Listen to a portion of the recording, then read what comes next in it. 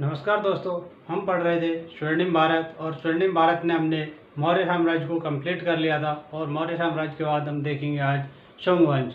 लेकिन इससे पहले मैं आपसे एक विनती करना चाहता हूं कि चैनल को सब्सक्राइब और वीडियो को लाइक और शेयर जरूर कर दिया करो।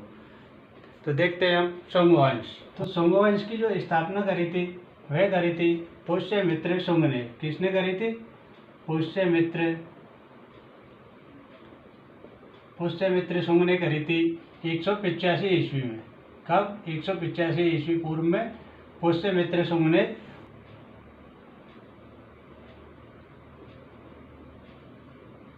मौर्य वंश का अंतिम शासक कौन था? वृत्रथ था, जिसको हराकर, जिसकी हत्या करके पुष्यमित्र शुंग ने मौर्य मगध साम्राज्य पर कौन सा वंश की स्थापना करी थी? शुंग वंश की स्थापना करी थी। तो जो पुष्यमित्र शुंग था यह वृत्रथ का प्रमुख सेनापति था, जिसने धोखे से वृत्रथ की हत्या कर दी और हत्या करने के बाद खुद शासक बन गया और यहीं से मगध साम्राज्य पे, मगध पर किसका अधिकार हो जाता है? शुंग वंश का अधिकार हो जाता है। तो पुष्यमित्र शुंग ने अपने शासनकाल में 2 बार अश्वमेध यज्ञ कराया था। क्या कराया था?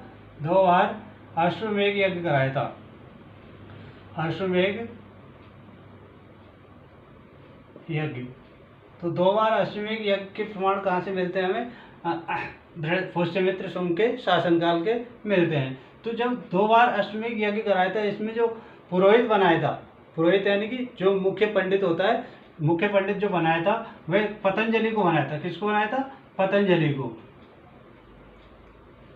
पतंजलि को पुष्यमित्र शुंग ने अपने जो अश्वमेध यज्ञ किए थे उसमें प्रमुख पुरोहित बनाया था या प्रमुख पंडित बनाया था। तो देखो, अश्वमेध यज्ञ जो होता है वो क्या होता है? अश्वमेध यज्ञ का मतलब होता है कि राजा के द्वारा एक यज्ञ का आयोजन करवाया जाता है और उस यज्ञ के नाम से एक घोड़े को तैयार किया जाता है और घोड़े को खुला छोड़ दिया जाता है और उसके पीछे सेना चलती है उस राजा की और उस पर चेतावनी लिख दी जाती है। घोड़े के ऊपर एक पेपर पे या किसी ताम्रपत्र वगैरह पे लिख करके उस पर चेतावनी लिखी जाती है कि इस घोड़े को जो भी पकड़ेगा उसको उस राजा से युद्ध करना पड़ेगा। जिसका वो घोड़ा होता था उसका नाम लिखा रहता था और जहाँ तक ये घोड़ा जाएगा वह पूरा क्षेत्र किसका होगा? उस राजा का होगा। तो इस तरह के 2 यज्ञ जो करवाए थे वो किसने करवाए थे? हमारे पुष्यमित्र शुंग ने कराए थे। तो उसको कहते हैं हम अश्वमेध यज्ञ। यानी कि जहाँ तक घोड़ा घूम जाएगा वो क्षेत्र पूरा किसका हो जाता था? राजा का हो जाता था। ठीक है। इसके बाद कुछ छोटे छोटे राजा हैं जिनका उल्लेख हमें देखने को मिलता है जो शुंग वंश के राजा हुआ करते थे। शुंग वंश में वो हुए थे अग्निमित्र, ज्येष्ठमित्र,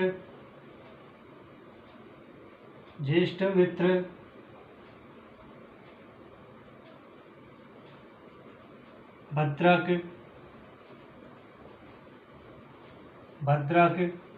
भगवान और देवभूति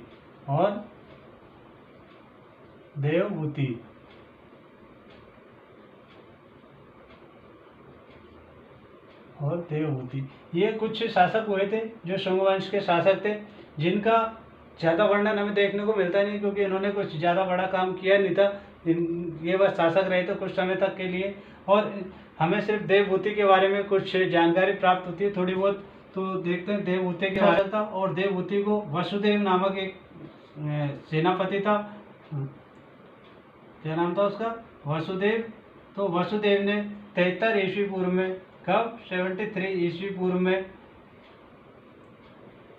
देवभूति को परास्त करके या फिर देवभूति की हत्या करके सिंहासन पर वासुदेव बैठ जाता है और यहीं से शुंग वंश समाप्त हो जाता है। शुंग वंश की हमें इतनी जानकारी प्राप्त होती है। इसके बाद हम देखेंगे सातवाहन वंश की स्थापना 60 ईस्वी पूर्व में हुई। कब हुई थी? 60 ईस्वी पूर्व में हुई थी। 60 ईस्वी पूर्व में कृष्णा और गोदावरी,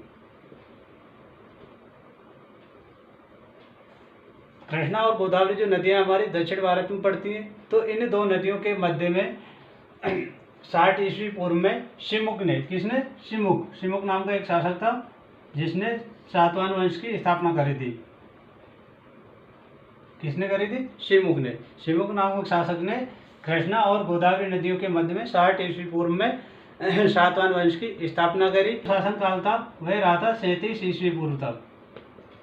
तो 37 ईस्वी पूर्व तक, 60 ईस्वी पूर्व से लेकर के 37 ईस्वी पूर्व तक शिमुक यहाँ का शासक रहा था, सातवाहन वंश का, जो कहाँ पर स्थित था, कृष्णा और गोदावरी नदियों के मध्य स्थित था, यानी कि दक्षिण भारत में।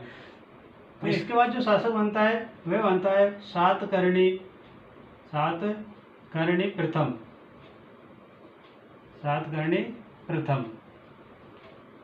तो शिमुक के बाद सातकर्णी प्रथम शासक बनता है। इसने अपना साम्राज्य विस्तार किया, इसने अपना साम्राज्य का विस्तार किया,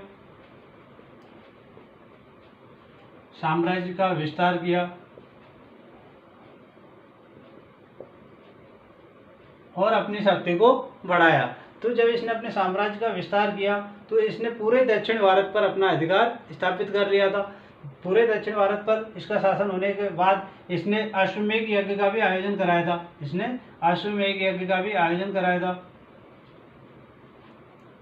कौन सी यज्ञ का? अश्वमेध यज्ञ का किया और पूरे दक्षिण भारत पर अपना अधिकार स्थापित कर लिया।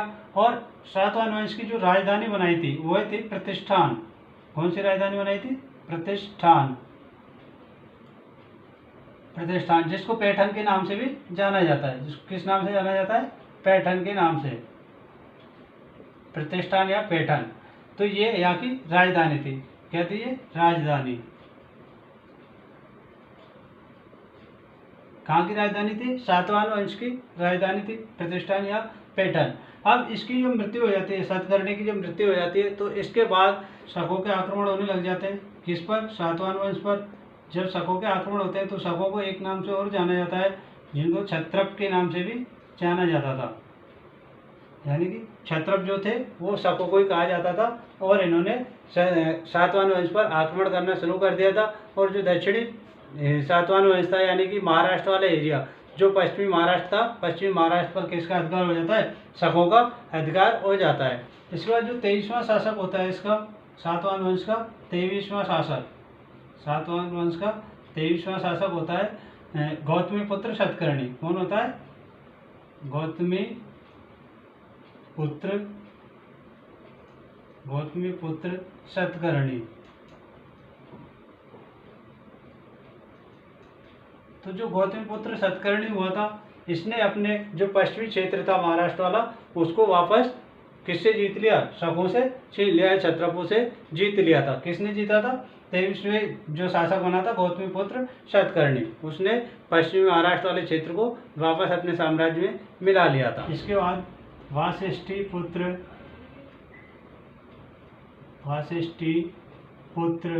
पुलमावी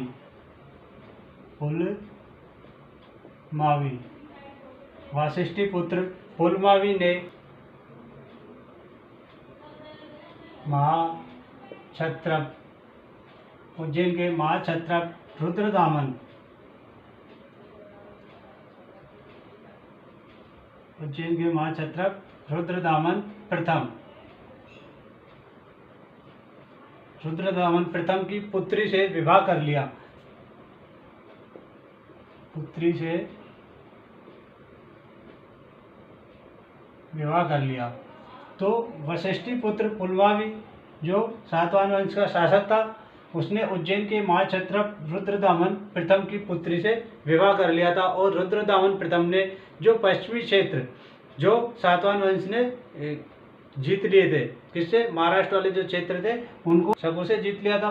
तो जो रुद्रदामन था ये शक शासक था। अब इस रुद्रदामन ने जो पश्चिमी क्षेत्र सातवाहन वंश ने जीते थे उनको वापस से अपने अधिकार में ले लिया। यानी कि वशिष्ठी पुत्र पुलमावी ने उज्जैन के महाक्षत्रप रुद्रदामन की पुत्री से विवाह किया और रुद्रदामन ने जो इनका पश्चिमी क्षेत्र था, यानी महाराष्ट्र का पश्चिमी क्षेत्र, उसको अपने अधिकार क्षेत्र में ले लिया था। इसके बाद 27वां जो शासक बनता है वह बनता है यज्ञश्री। 27वां शासक यज्ञश्री, उसका नाम था यज्ञश्री। अब जो यज्ञश्री था उसने क्या किया?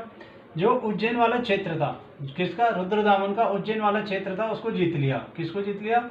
उज्जैन वाले क्षेत्र को, उज्जैन को जीत लिया और अपने साम्राज्य में मिला लिया। और जो यज्ञश्री था इसने कई प्रकार के सिक्के भी चलाए, इसने मुद्राएं चलाई,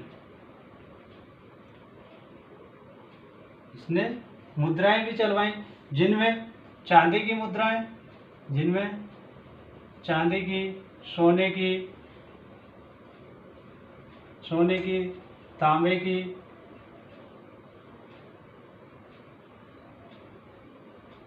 तांबे की, शीशे की, शीशा और कांसे की मुद्राएं, इस प्रकार की इसने मुद्राएं चलवाई। इन मुद्राओं पर किसी किसी मुद्रा पर देखने को मिलता है कि जो मुद्रा पर चित्र बने हुए थे, वह थे पोतों के बने हुए थे। किसके? जलपोतों के। तो जलपोतों के चित्र जो देखने को मिलते हैं हमें यज्ञश्री के शासनकाल में जो सिक्के बनाए गए थे उन सिक्कों पर देखने को मिलते हैं, जिससे हमें पता चलता है कि जो इसका साम्राज्य विस्तार था वह समुद्र तक भी विस्तारित था। जलपोत होता है समुद्री जहाज जो होते हैं, समुद्र में चलने वाले जो पानी के जहाज होते हैं उनको जलपोत कहा जाता है। तो इन जलपोतों के चिन्ह देख करके या इनका चित्र देख करके हम इसका पता लगाते हैं कि इसका जो साम्राज्य विस्तार था वह कहाँ तक था? समुद्र पार के देशों तक भी इसका साम्राज्य विस्तार था। किसका? 27वें शासक यज्ञश्री का। सातवाहन वंश ने ही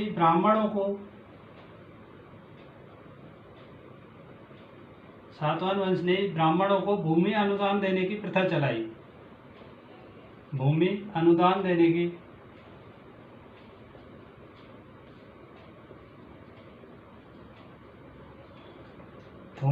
देने की प्रथा चलाई। यानी सातवाहन वंश ने ही ब्राह्मणों को भूमि अनुदान देना मतलब दान में देने की जो प्रथा थी वो किसने चलाई थी? सातवाहन वंश ने ही चलाई थी। सातवाहन वंश ने ही चैत्य और विहारों का भी निर्माण कराया। किसका? चैत्य और विहारों का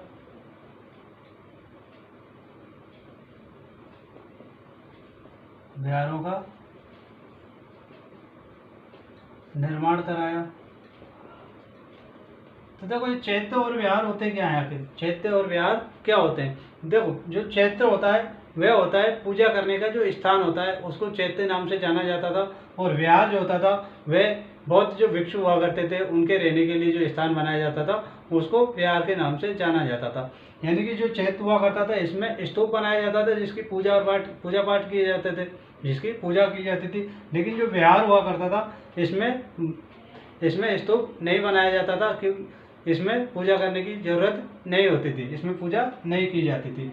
इसमें से देखो एक चैत्य जो है हमारा वह विश्व प्रसिद्ध है, जिसको कार्ले चैत्य के नाम से जाना जाता है। किस नाम से जाना जाता है? कार्ले चैत्य के नाम से जाना जाता है। जो कार्ले चैत्य है इसकी जो लंबाई है हमारी वो 40 मीटर है। इसकी लंबाई 40 मीटर है, 40 मीटर। और जो ऊंचाई है इसकी ऊंचाई वह 15 मीटर है, 15 मीटर है। तो ये सातवाहन वंश का जो वास्तुकला है उसका सर्वश्रेष्ठ उदाहरण हमें देखने को मिलता है।